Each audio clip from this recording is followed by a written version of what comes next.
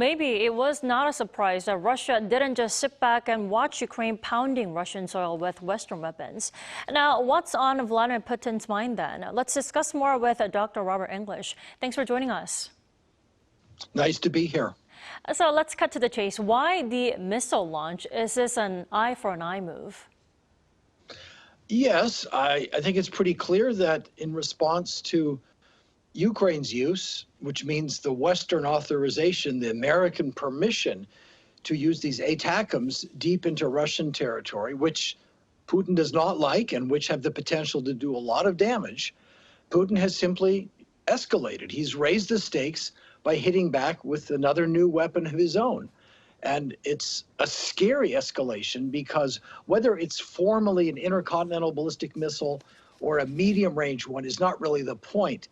Its capability, its speed, its range, and its apparent ability to deliver multiple warheads on a target do mark a quantitative and qualitative increase in Russia's military capabilities. And Putin's doing it to give the West pause and to say maybe we shouldn't go any further here, to show that he can still out-escalate us and maintain the upper hand.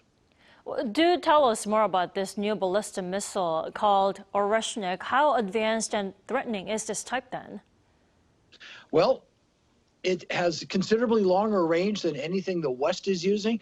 The ATACMS missile, for example, has a range of approximately 190 miles, which is about 300 kilometers.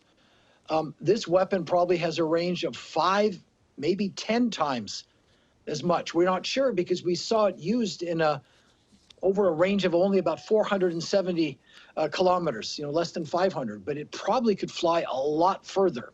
That means it could threaten NATO capitals. That means it could threaten all of Ukraine and not just Dnipro. That's the first thing, is the range. The second is the speed. It is much faster than anything we're shooting. Instead of going Mach 3 or Mach 5, it's going over 10 times. That's Mach 10, the speed of sound. Impossible to shoot it down. And delivering multiple warheads would make it again, qualitatively greater threat. Now, it is an experimental missile, right? We don't believe Russia has a lot of them, but then again, they have surprised us with how quickly they can produce new weapons before. Well, apparently the U.S. was pretty notified by Russia shortly before its strike. The question is, why the pre-notification? I mean, does it make any difference?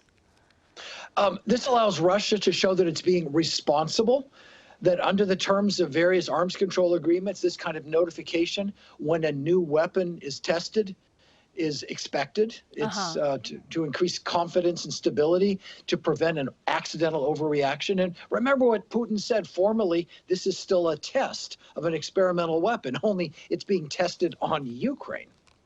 Well, you mentioned the latest missile threat came after Ukraine used U.S. and UK-supplied missiles in Russia. The question is, why a boost in aiding Ukraine when the Biden administration is nearing the end of its term?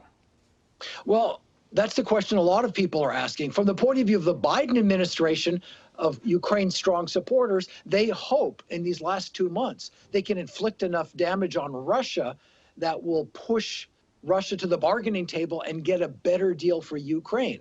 But critics of the Biden administration say just when a new administration is coming in and preparing to go for diplomacy, you are escalating the conflict. And the Trump people have been furious at Biden for this. And if you follow the remarks of some of his security officials, that is President-elect Trump, or even of Elon Musk, they have all been very critical of Biden and very critical of Ukraine for, upsetting the smooth path to a settlement that they were hoping for.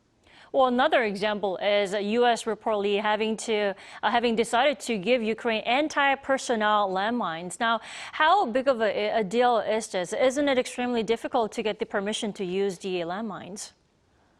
Yeah, I don't think in terms of impact on the battlefield, it's a very big deal at all. Russians have used anti-personnel mines. Ukrainians have used lots of anti-tank or anti-armor weapons. Very often they strike personnel as well.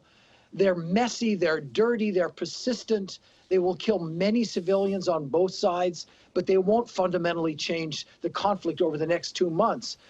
Russia is very capable of dealing with these, and if some more of their soldiers get killed, well, many are dying anyway as they push forward.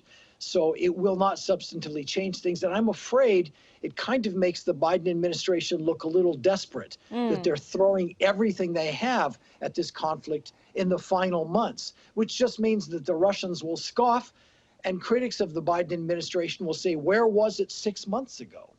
They're in a very difficult spot. Well, we'll have to see if they will make any difference in the war in the coming weeks and or even months. Dr. English, thanks so much for sharing your insight with us this morning. We appreciate it. You have a wonderful night there. My pleasure.